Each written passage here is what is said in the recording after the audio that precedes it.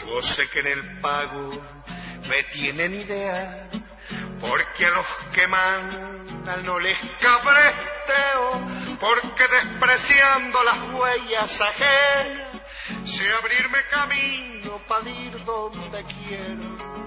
A partir de este momento usted sintoniza un programa que tratará temas del poder real. Ya queda con ustedes su conductor, doctor Gustavo Salle.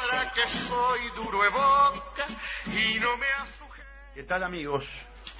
Buen día. Nuestro presidente de la República tiene una frase que utiliza habitualmente, la propaló en el reciente Consejo de Ministros en Fraiventos, que dice: dentro de la Constitución y de la ley todo, fuera de ella nada.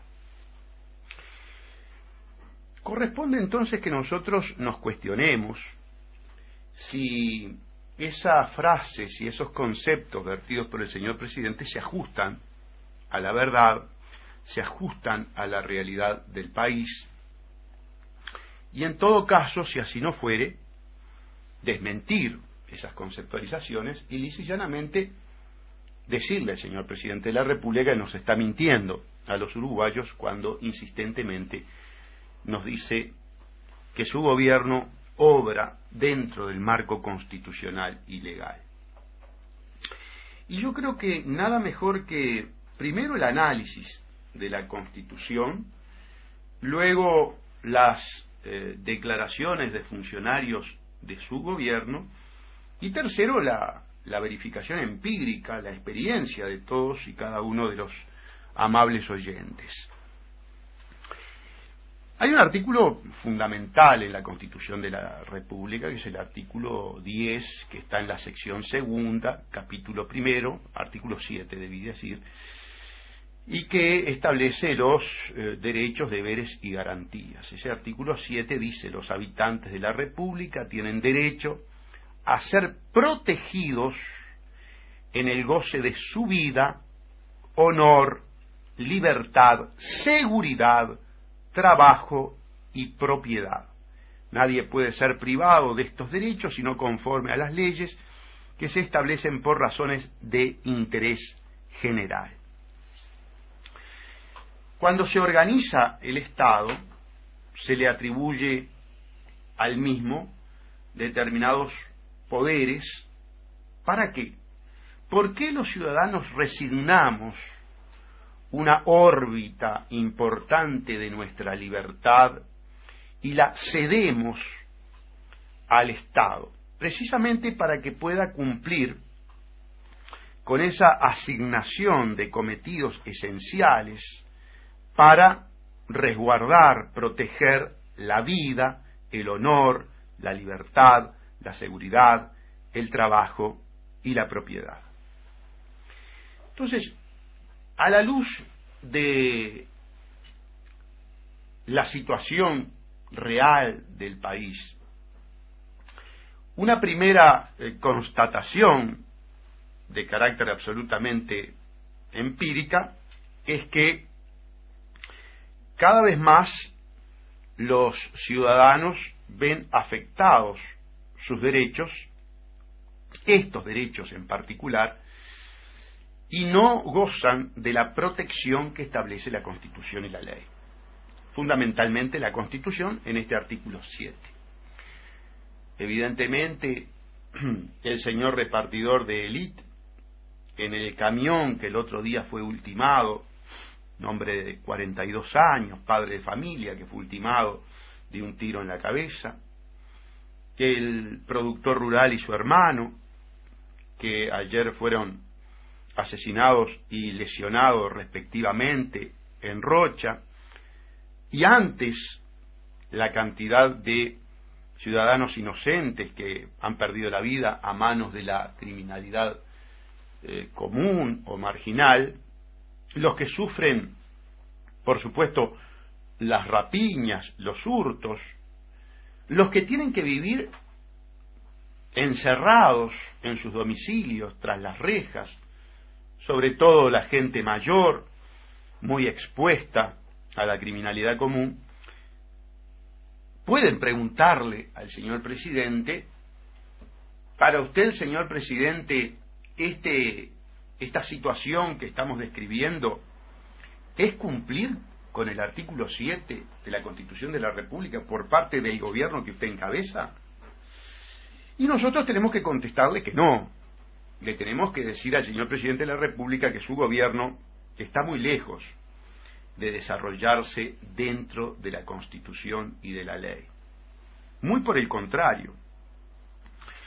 Nosotros imputamos al gobierno del doctor Vázquez el haber creado una suerte de Estado terrorista, o terrorismo de Estado, o Estado criminal. ¿Por qué? Por lo que desarrollaremos a continuación, y que no serán elucubraciones del doctor Salle, serán confesiones de sus funcionarios, es decir, de los funcionarios de confianza del gobierno. Como les dije, la primer y más importante violación de la Constitución es no garantizar los derechos básicos fundamentales, los derechos humanos de los ciudadanos. El permitir que se atente, ¿verdad?, cada vez en mayor medida contra estos derechos básicos que establece el artículo 7 de la Constitución. Esa es la primera violación de los derechos humanos flagrante de este gobierno. Es su enorme debe con respecto al ciudadano común, al ciudadano trabajador, al inocente, al hombre que sí desarrolla su cotidiana existencia conforme a la Constitución y la ley. Y no recibe del Estado la retribución en la protección que la Constitución ha concebido como esencia misma, como razón de ser del Estado. Pero hay otras violaciones de los derechos humanos tan importantes como estas, porque en materia de violación de los derechos humanos tenemos que ser contestes en que lo que importa es el hecho en sí, per se, la violación de derechos fundamentales. Y en ese sentido, amigos, permítanme que apele a una comparecencia ocurrida el 30 de agosto del 2016 ante la Comisión de Presupuesto, integrada con la de Hacienda, del directorio del recientemente creado Servicio Descentralizado INISA.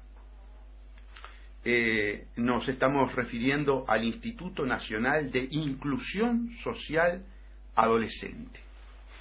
El nombre verdaderamente es muy llamativo, pero las descripciones que emergen de las autoridades, verán ustedes que fundamentan, avalan estas imputaciones primarias que nosotros acabamos de efectuar. Comparece la psicóloga señora Fulco y dice: como es de público conocimiento, tenemos problemas edilicios, estructurales, que hacen al día de hoy no sirvan para programas de rehabilitación e inclusión de adolescentes, que es la misión y el objetivo de la administración que nos toca, es decir, prevención terciaria del delito en este sistema. La primera confesión es que, desde el punto de vista infraestructural, el instituto no puede cumplir el objetivo por el cual fue creado. Eso es absolutamente la confesión de la ineficiencia, del incumplimiento claro y flagrante de, el objetivo fundamental y la razón de ser de este instituto. Pero recién comenzamos, amigos, en este tipo de confesiones, ¿verdad? Luego continúa otra autoridad de ese instituto, el señor Katz, el doctor Katz, que es el vicepresidente, y dice lo siguiente: estamos hablando de unos 700 o 800 adolescentes uruguayos menores de edad en conflicto con la ley, y con respecto a los cuales no solo tenemos la responsabilidad de darles casa, comida, atención médica, contención y tantas cosas más, sino que realmente lo más importante es que podamos rehabilitarlos y buscar la manera para que una vez que ellos pasen por este instituto salgan a la sociedad siendo de provecho para ella, porque van a ser nuevamente vecinos nuestros, de todos nosotros. Y si no podemos lograr ese objetivo, estamos devolviendo a la sociedad chicos en condiciones tales que van a ser usuarios del sistema de adultos, o sea que los vamos a encontrar nuevamente en el Instituto Nacional de Rehabilitación. Y efectivamente es lo que pasa, ¿verdad?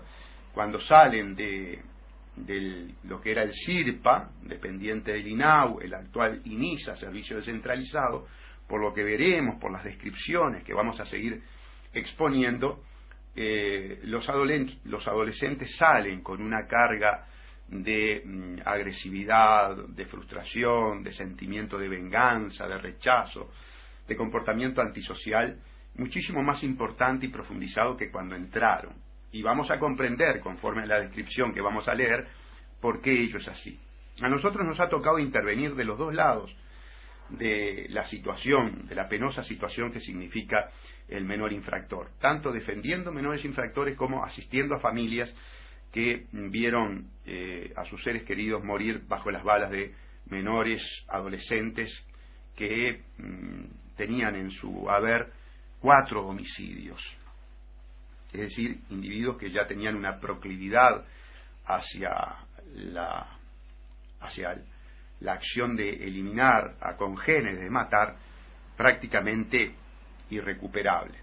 Pero claro, en el marco de lo que vamos a describir, vamos a comprender esa carga de agresividad que los lleva a este circuito perverso y vicioso de profundizar conductas delictivas, tal cual los describe el vicepresidente del INISA.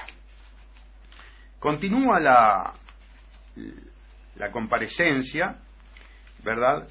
Y yo quiero referirme a unos dichos de la psicóloga Fulco que entrañan una gravedad inusitada.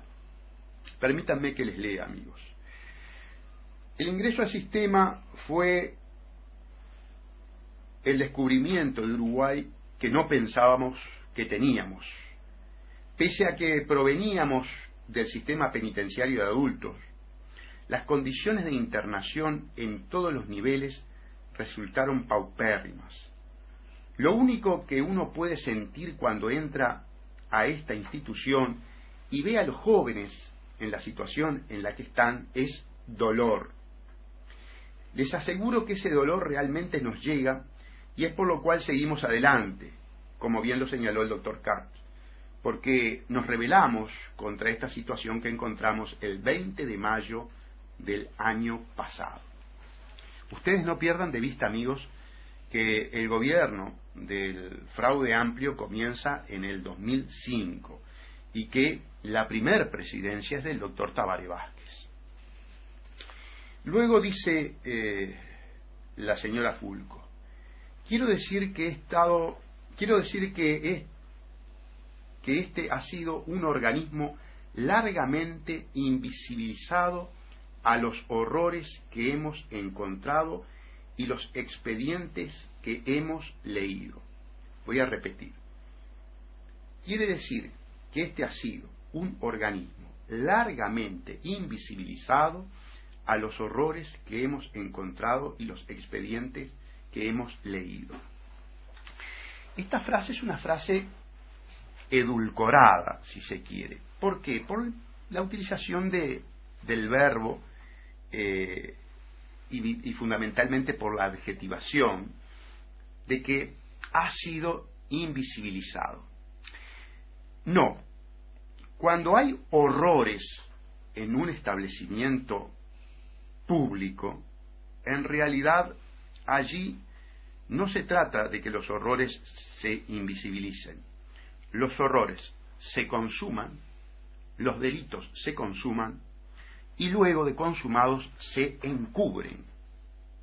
Entonces, no es un problema de no visualizarlos, es un problema de consumarlos y de luego encubrirlos. Eso es lo que está describiendo la psicóloga Fulco. Está describiendo conductas de terror, de horror, que suceden en un establecimiento público del Estado, cometido por funcionarios públicos y encubierto por una cantidad de otros funcionarios públicos, que ya veremos. Iremos lentamente avanzando en este análisis de carácter jurídico para demostrar que el señor presidente Vázquez, con mucho cinismo, nos miente a los uruguayos cuando nos dice que su gobierno actúa dentro del marco de la Constitución y de la ley. Quiere decir entonces que Fulco confiesa haber encontrado horrores. Debimos comenzar una cantidad de investigaciones administrativas y del periodo anterior recibimos la finalización de determinados sumarios que tienen que ver con lo que ha sido la vida de estos jóvenes, que a mi entender supone generaciones perdidas. Quizás no reincidan por el efecto intimidatorio de esta situación de reclusión trágica, dramática, o quizás lo hagan y los encontremos, como sucedió en la franja más importante, en el Instituto Nacional de Rehabilitación a lo largo de los años, donde una gran mayoría tienen antecedentes y registro de pasajes por instituciones de la minoridad. Por lo tanto, todo esto se define en una expresión: violencia institucional, estructural, de la que todos somos responsables. Pues yo voy a repetir esta frase, porque esta frase es una forma de aseverar lo que tanto denunció la izquierda cuando era oposición: el terrorismo de Estado. Y entonces, en función de esta confesión de una funcionaria de confianza del doctor Vázquez, llegamos a la conclusión que el gobierno del doctor Vázquez ejerce terrorismo de Estado. Es un gobierno que ejerce terrorismo de Estado. Yo acuso al gobierno del doctor Vázquez públicamente de ser un gobierno violador de los derechos humanos por ejercicio del terrorismo de Estado. Voy a repetir la frase. Por lo tanto, todo esto se define en una expresión: violencia institucional, estructural, de la que todos somos responsables. No psicóloga Fulco, no psicóloga Fulco. Discúlpeme. Aquí los responsables jurídicos, penales, están claramente identificados. Aquí hay una jurisprudencia que la estableció la doctora Mirta Yance desde la Fiscalía, letrado en lo penal de primer turno, con las sentencias del doctor Luis Charles, por la cual la cabeza del Estado, el presidente de la República, está en conocimiento de lo que sucede en los establecimientos de detención o de privación de libertad. Y por ese motivo, y por esta jurisprudencia, es que Gregorio Álvarez está preso.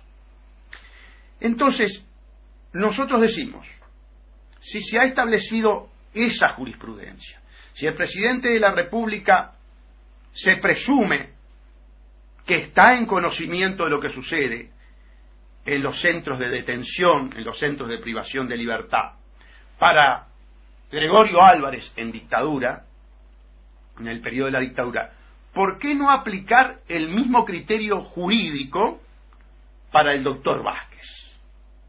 Porque es presidente de la República bajo el gobierno de esta izquierda, de este fraude amplio, porque han cambiado los estándares que maneja el fraude amplismo con respecto tanto al aspecto jurídico como al aspecto fáctico de los derechos humanos, porque la justicia tiene doble rasero, doble discurso, según que sea militar o fraude amplista.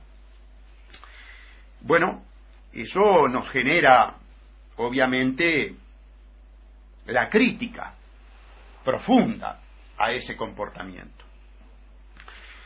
Voy a insistir y voy a ser claro. Si nosotros tenemos en los centros de privación de libertad una violencia ejercida por el propio Estado en forma estructural, institucionalizada, generando horror y terror, según las propias adjetivaciones de Fulco, tenemos un estado de terror. Y tenemos un estado de terror en los dos extremos que se puede polarizar una sociedad. En la vida cotidiana del ciudadano común, que está aterrorizado por la delincuencia marginal, y tenemos un estado de terror en los centros de detención por la violencia institucional y estructural que allí se recrea por parte de los funcionarios y de las autoridades. El primer responsable, por supuesto, el presidente de la República, por algo es presidente de la República. Tiene que estar enterado. Sobre todo, señor Vázquez, cuando desde su primer gobierno, a través del informe de Manfred Novak, quien está hablando, el doctor Gustavo Salle, lo denunció penalmente por delitos de lesa humanidad ya en aquella época. Como sucede normalmente con las denuncias del doctor Salle, en este actual sistema judicial durante los gobiernos del fraude amplio, las denuncias fueron archivadas. Pero el tiempo y los hechos, porfiadamente, le han dado la razón a quien habla en la fundamentación de sus denuncias. Y hoy la razón nos la da nada más y nada menos que funcionarios de confianza del doctor Vázquez. Es decir, esta no es una declaración de la falsa oposición. Esto no es una declaración o una constatación del doctor Salle. Esta es la descripción que hace una funcionaria del gobierno de Vázquez, una funcionaria de confianza de Vázquez, que está confesando que encontró un sistema de represión de adolescentes donde la tortura, donde los horrores están establecidos institucional y estructuralmente. Nosotros, frente a esa situación, amigos, les quiero decir que esta comparecencia es frente a senadores, ¿verdad? Yo les voy a dar la integración de esta comisión en la que se expresan estos conceptos. Estaba la senadora Daniela Paisé, el señor senador Daniel Bianchi, el vicepresidente Marcos Otegui, la senadora Verónica Alonso, Carola Viaga, Lucía Topolansky, senadores Daniel Bianchi, Marco Otegui y Yerú Pardiñas.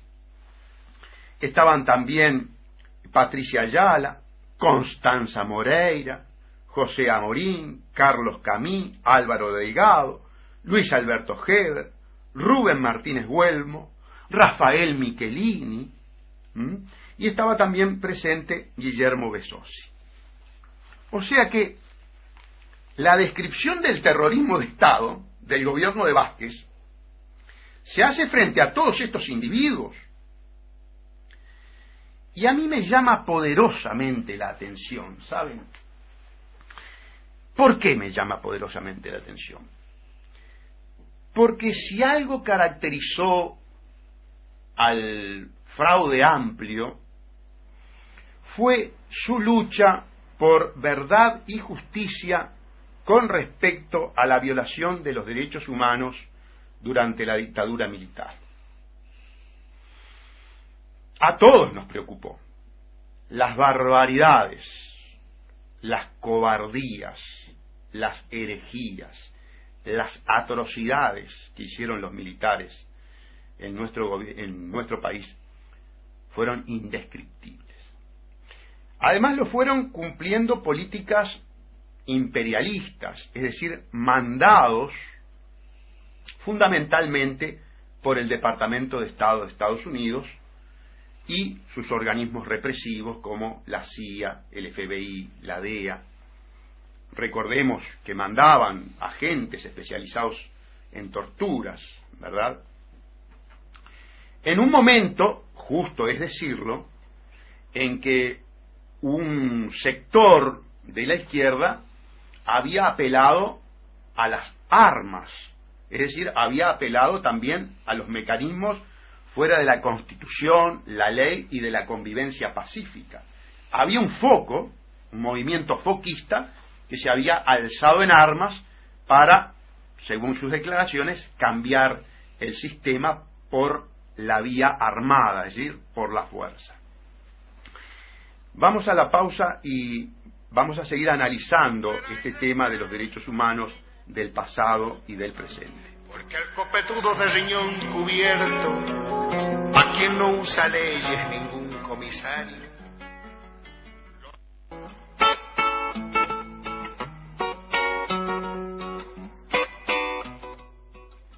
Bien, continuamos, amigos.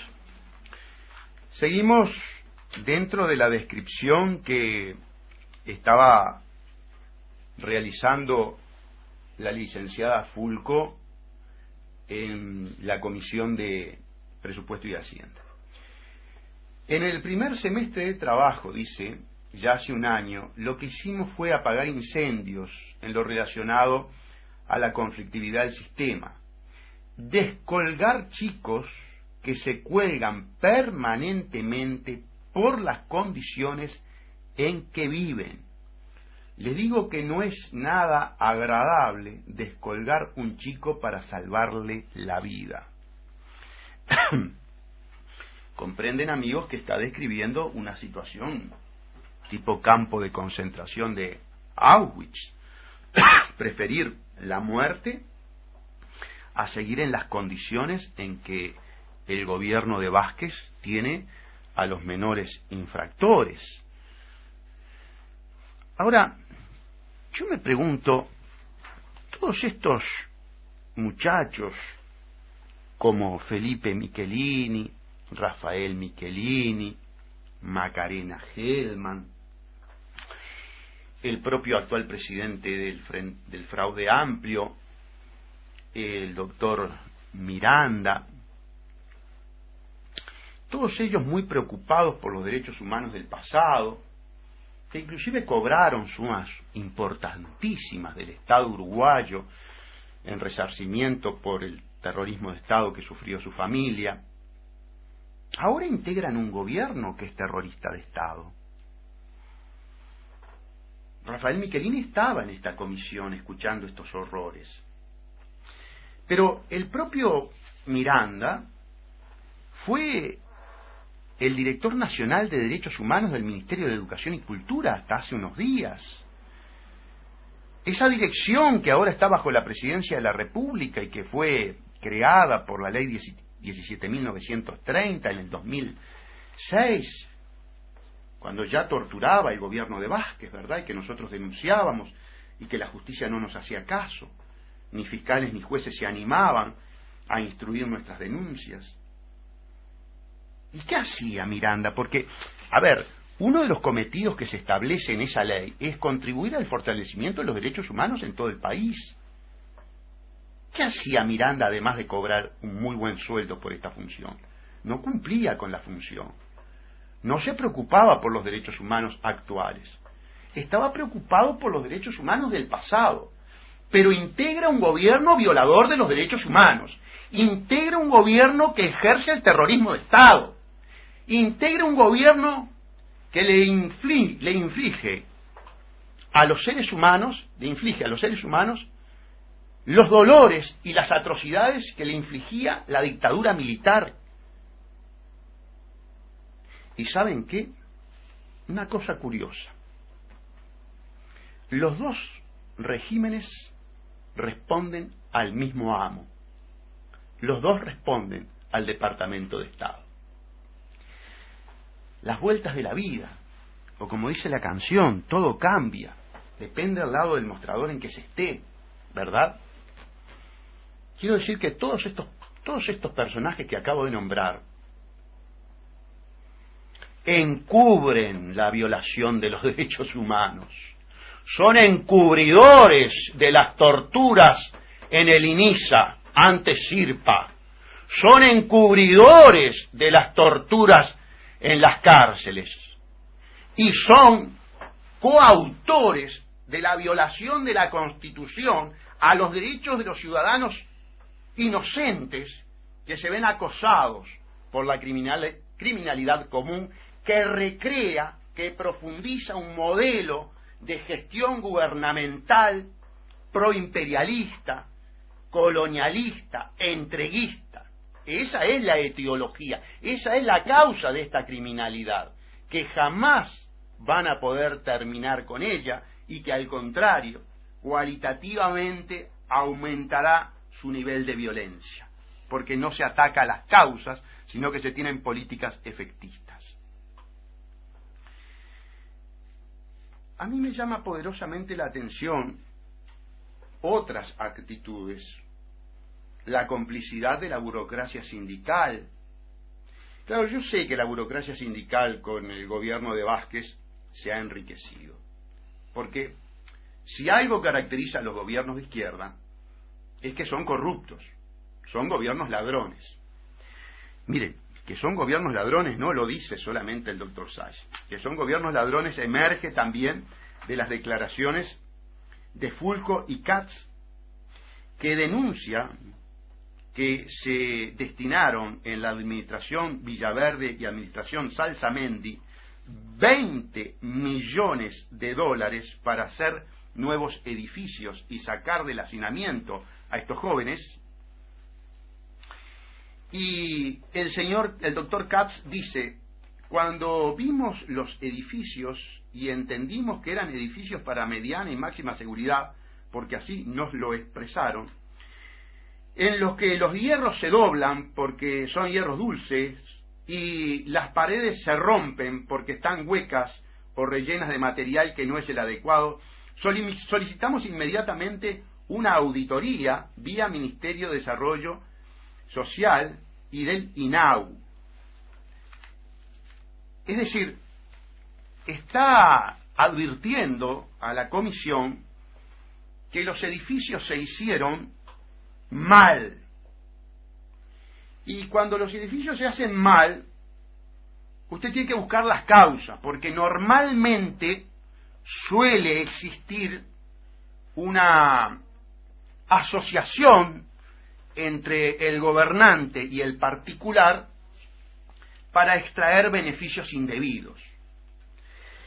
En ese sentido interviene el senador Amorín y dice: entonces indudablemente quienes vinieron acá a decirnos que estábamos haciendo las obras nos mintieron, y feo. Eso para empezar. Y una de las preguntas que les quiero hacer a las autoridades de INISA es la siguiente: recuerdo haber visto y escuchado denuncias públicas, denuncias penales con respecto a estas irregularidades. Es un escándalo.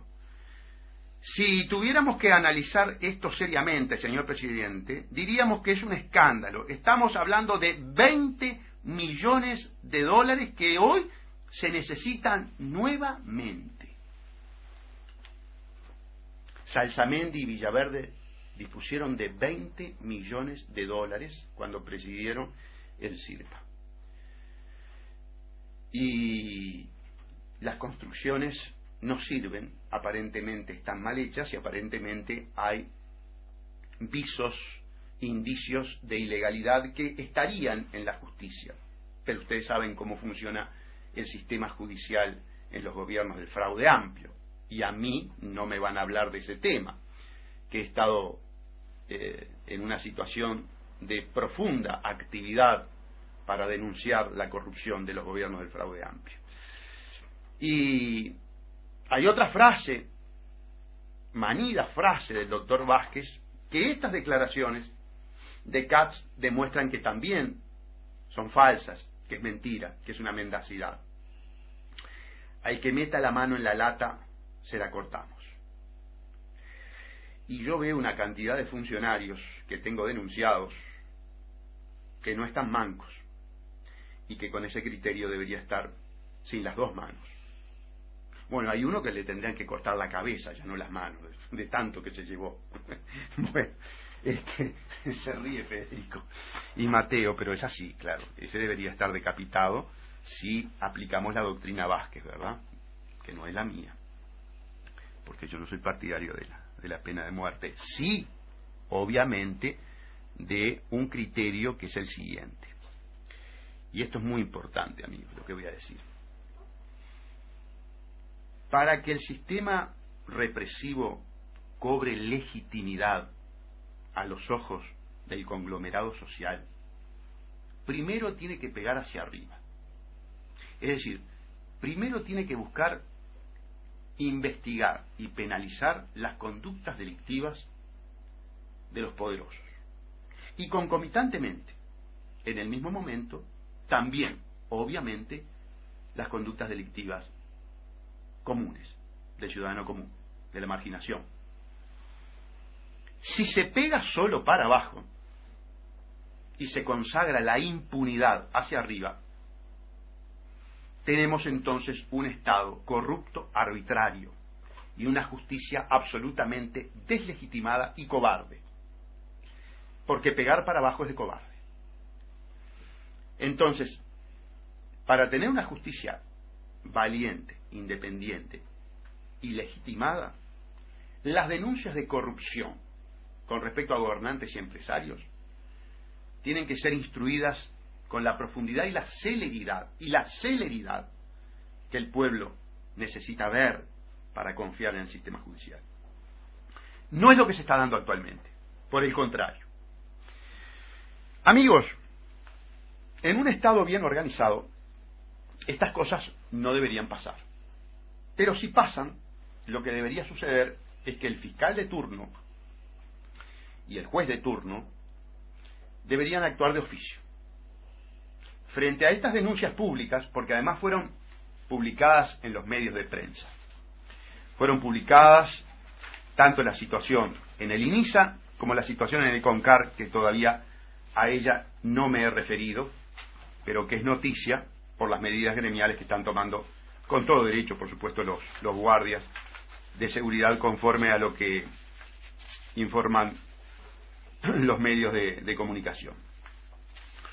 Pero ante la omisión del sistema judicial, ante la omisión del Ministerio Público, ante la omisión de la Fiscalía General Inconstitucional de actuar, el doctor Salle hizo la denuncia correspondiente.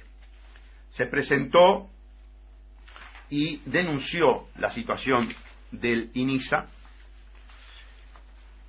en el juzgado letrado de primera instancia de lo penal de tercer turno y generó el expediente 2-38502/2016. El denunciado, por supuesto, el presidente de la República primero.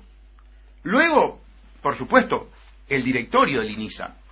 Porque el directorio del INISA no puede, bajo ninguna circunstancia, venir a decirnos: no estamos buscando responsables, queremos mirar hacia adelante. No, señora Fulco, usted no cumple con la ley.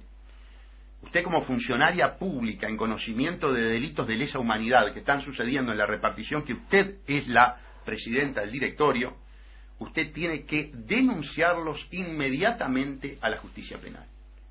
Por el contrario, si no lo denuncia, la que incurre en conducta antijurídica es usted. Entonces, no es decir somos todos responsables, no. Aquí hay una responsabilidad jurídica que es del presidente de la República, del ministro del ramo y de los directores del servicio descentralizado. Ese es el orden de la responsabilidad jurídico-penal en un caso de delito de lesa humanidad en una institución del Estado. No somos todos responsables. Yo no tengo los poderes que tiene el presidente de la República, ni el ministro del ramo, ni usted como directora. Acá hay responsables penales muy claros que tienen que responder.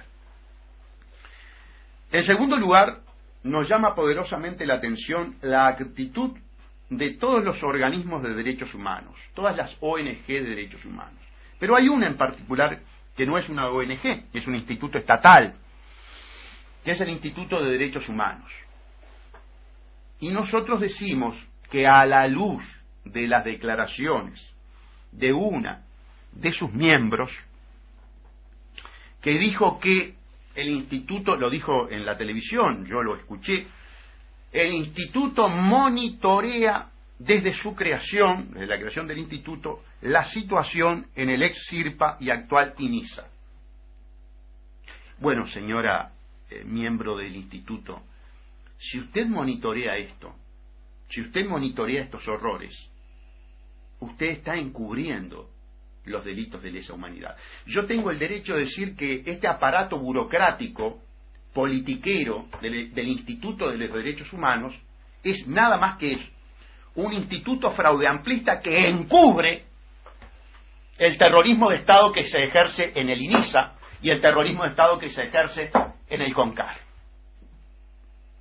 Estamos más o menos en la misma situación que Miranda. ¿Qué hacía Miranda? ¿No monitoreaba? ¿Ganaba el sueldo y no se enteraba de lo que pasaba en las cárceles? ¿O se enteraba y también lo encubría?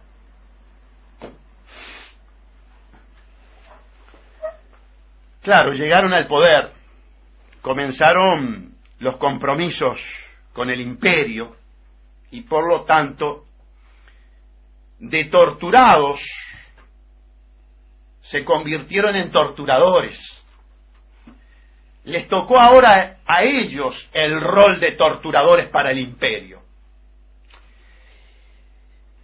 Es curiosa la actitud que asumen los senadores Gerú Pardiña y Daniela Paisé. Gerú Pardiña lo que busca es acallar a las autoridades del INISA. Se molesta porque dice que bueno, que en la comisión no están para tratar ese tema.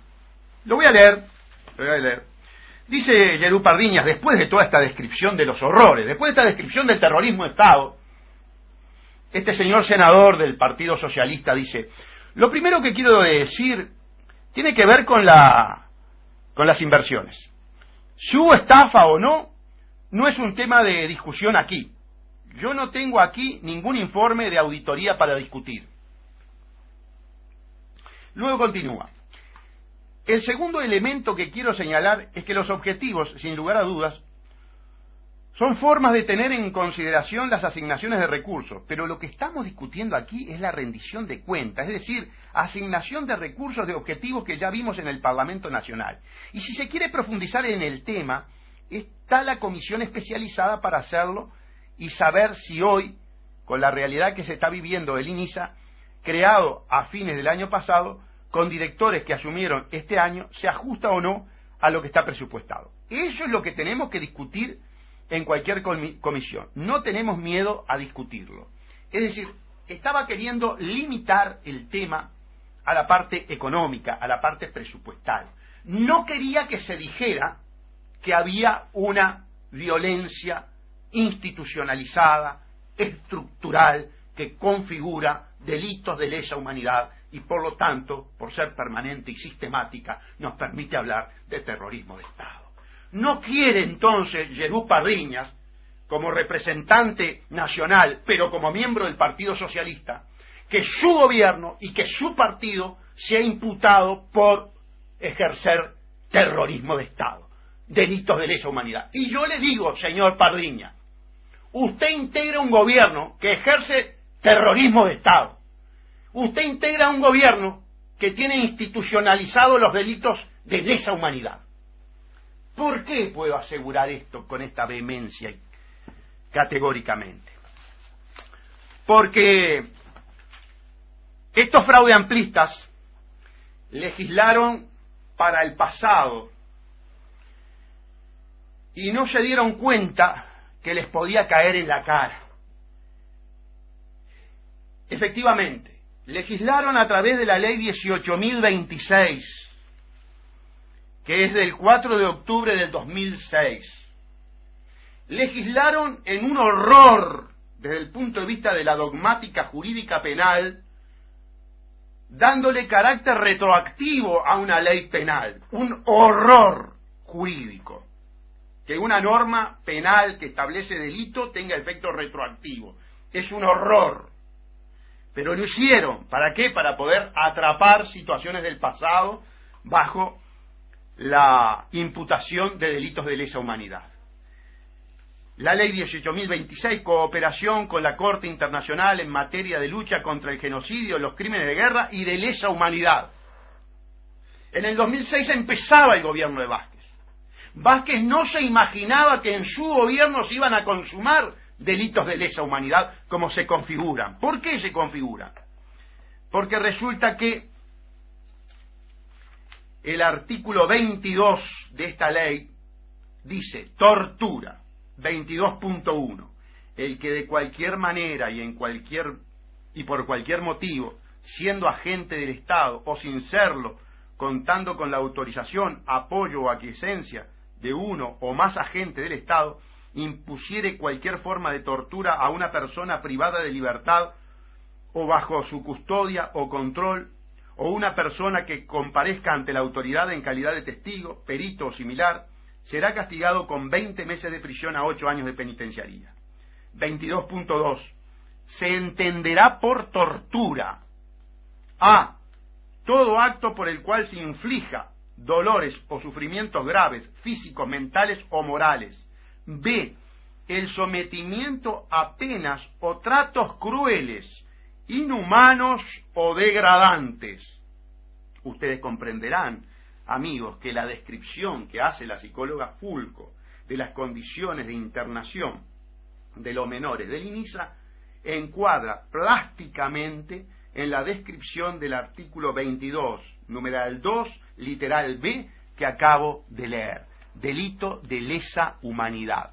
Por eso digo, este es un gobierno que ejerce el terrorismo de Estado a través de los delitos de lesa humanidad que consuma en los establecimientos de privación de libertad. ¿Dónde están las ONG de los derechos humanos? ¿Dónde está el Instituto de Derechos Humanos? ¿Dónde está la Secretaría de Derechos Humanos? ¿Dónde están los senadores y diputados cuyas familias sufrieron por la violación de los derechos humanos? Ahora en todo caso están colaborando con este gobierno torturador. ¿Dónde están las marchas? Justicia ya, no más impunidad. ¿Dónde está el PIT-CNT? ¿Dónde está la FEU? ¿Dónde está la Iglesia, que también ha contribuido con el tema de los derechos humanos del pasado? Pero yo no lo veo a Sturla, capaz que no tuvo tiempo porque estaba en otro tema, estaba en la canonización de la Madre Teresa de Calcuta, pero bueno, ya terminó, ya es santa, ahora puede interiorizarse respecto de estos temas de violación de los derechos humanos. ¿Dónde están los miembros de la Comisión para la Paz? ¿Se acuerdan aquella comisión integrada por Gonzalo Fernández, por Carlos Ramela? ¿Dónde están? Vamos a buscar verdad y justicia de estas torturas, de estas violaciones sistemáticas, permanentes y graves de los derechos humanos de este gobierno. No están. No hay nadie. Solo una persona hay. Está el doctor Salle. Estoy yo, que denuncio penalmente. ¿Qué otra cosa puedo hacer? Utilizar el espacio de radio para fundamentar mi denuncia. Ayer veíamos en los medios de comunicación, amigos, algo verdaderamente aterrador. Parecía la recreación de un enfrentamiento de las guerras de la antigüedad, cuerpo a cuerpo, con lanza en mano. Y era bandas que de un módulo del CONCAR se trasladaban a otro módulo del CONCAR, portando lanzas, cortes carcelarios, machetes, para el enfrentamiento, para la disputa de poder, seguramente por el tráfico dentro de la cárcel, ¿verdad? Cosa que es muy común, disputarse espacios de poder y de fuentes económicas, de recursos económicos. La televisión mostraba eso con cierta normalidad.